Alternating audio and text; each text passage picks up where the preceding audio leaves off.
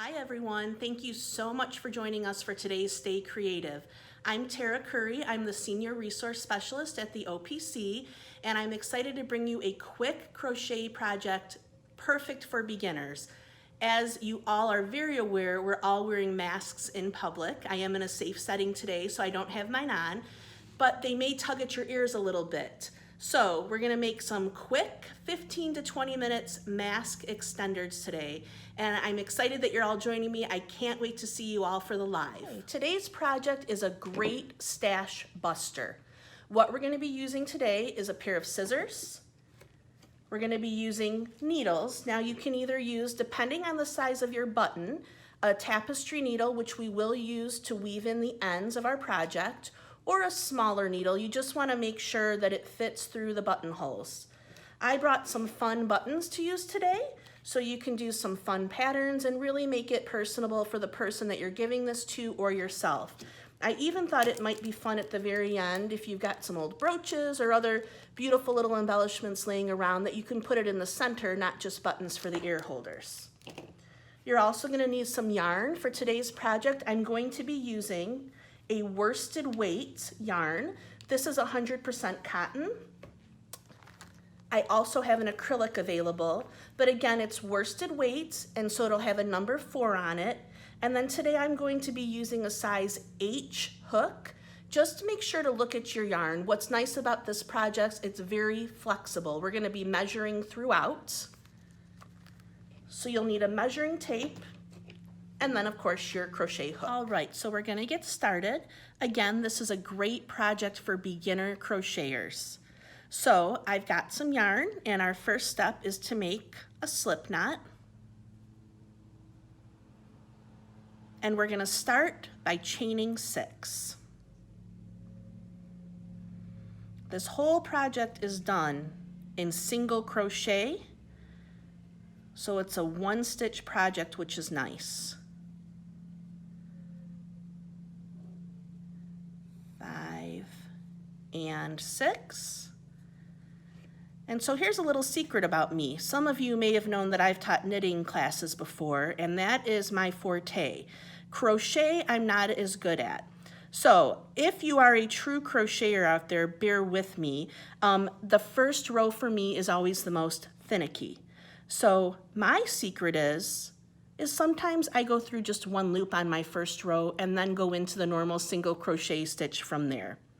And that's what I'm gonna show you here. So I've got 6 stitches that I chained, and what we're gonna do is crochet into our 2nd stitch from the hook. So if you look, I've got 1, 2, 3, 4, 5, 6 V's. Each of those is considered a stitch. We're going to skip that first one and single crochet just through the back loop of that stitch. Single crochet as you enter the hook, pull through once, you'll have 2 strands on your hook, yarn over again, and pull through both stitches. That's our first. Again, 1, 2, 3, 4. We're gonna go through the back stitch, pull up a loop, you'll have 2 on your hook, pull through 2. And we'll continue that all the way across the first row. Go through, pull through a stitch, pull through 2, go through, pull up a stitch, go through both. Again, first row looks a little fidgety, but as you'll see as we go through the project, everything will even out. You can also stop and check your V's. 1, 2, 3, 4, so we'll do our last. Go through, pull up a loop, pull through both, and now you've come to the end of your first row. Now with crochet and single crochet, you have to ladder up or step up to bring your yarn up to the next level for your row. To build up the ladder to your next row, what you're gonna do is 1 chain stitch. So you're gonna chain just 1, turn your work over, And now you're going to continue to go and crochet, single crochet across your 5. You're going to do this for 18 to 20 rows for the project.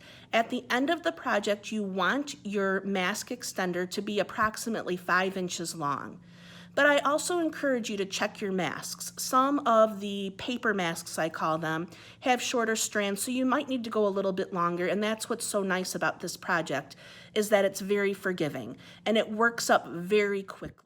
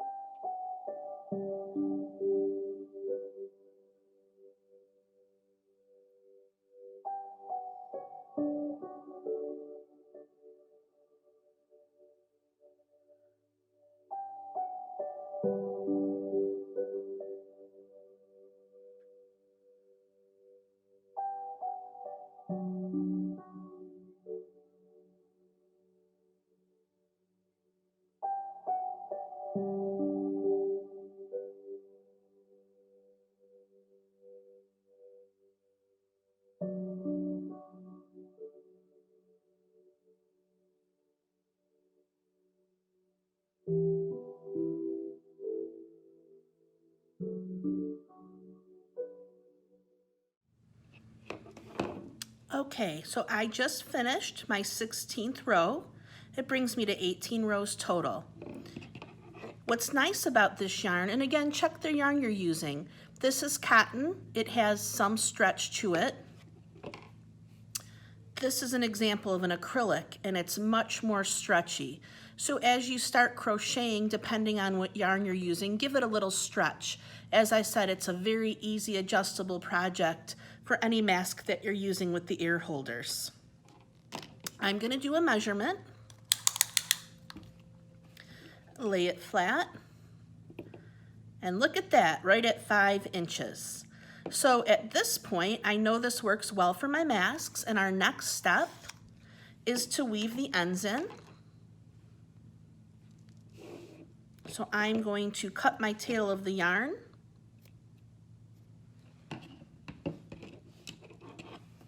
And I was taught to end a crochet project by pulling yarn over, like you're going to chain, and just pulling it through, giving it a little tug, and you're left with a little knot, but it's secure. There are other ways to finish crochet projects. You might not want to do a little knot if you're doing a sweater or something with a finer lace, but I think for this project, It's nice, it does the job. So at this point, you've got your little rectangle. You've got your two ends, and all I'm going to do is use a tapestry needle, thread that through, and weave in my ends. I'm always worried about my knitting or crocheting becoming unraveled, so I give it a little extra tuck, and I've seen professional knitters and crocheters that make it look so easy. I like to be secure. So all I'm doing to weave in the ends, again, this is a pretty forgiving project, is I am just catching yarn and weaving through. Now this does have stretch to it, and we know that it's going to be stretched as people use it on the masks. So instead of just weaving in across one row, I'm actually going to jog my yarn down a little bit. And this works well for me when I'm doing knit projects. Although I have to say, I love the forgiveness of crochet and I love the structure of it. I think it really does make, if you're going to learn one or the other, it makes it really nice to have something that works up so quickly. So I went down a couple rows. Again, I'm just catching yarn. I'm going back up a couple rows now, and then down one more time. And I have found for me with projects, this works the best so that if the item, the hat, the garment, the mask extender that you're crocheting or knitting, when you give it a tug, it's not gonna pop out at the end. So there's an example of a finished end, and I'm just gonna snip the yarn. And then the last part of the project, I'm gonna switch to another one here, would be to attach your buttons. And again, this is something you're gonna wanna do a little test. Put your mask on. If you use a certain kind regularly, or even a couple different, put it on and determine where you need it. Do a little stretch. But all I did to attach these buttons was just use some regular sewing thread, and I used a tapestry needle that's metal. Again, whatever will work to fit through the buttonholes. Another little tip I like to give is, because you're putting thin thread, if that's what you're using to attach the buttons instead of yarn, through yarn, which is rather forgiving, I like to